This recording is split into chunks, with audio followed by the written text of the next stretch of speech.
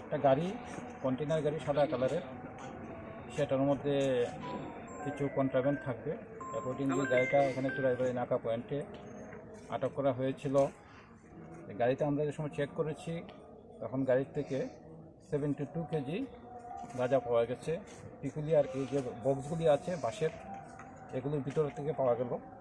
এই গাড়ির থেকে আমরা ড্রাইভার এবং অ্যাসিস্ট্যান্ট, ড্রাইভার হলো বিজয় কুমার লেবর, তার বাড়ি আসাম, এবং ইদ্রিস আলী, তারও বাড়ি আসাম, দুইজনকে আমরা অ্যারেস্ট করেছি।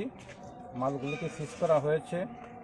আপাতত প্রথম অবস্থায় যেটা আমরা জেনেছি, আগরতলার থেকে মালটা এসেছিল, একটা কুরিয়ার এজেন্সি ডেলিভারি, মালগুলি যাওয়ার কথা ছিল গুয়াহাটিতে। আমরা তাকে ইনভেস্টিগেশন করছি।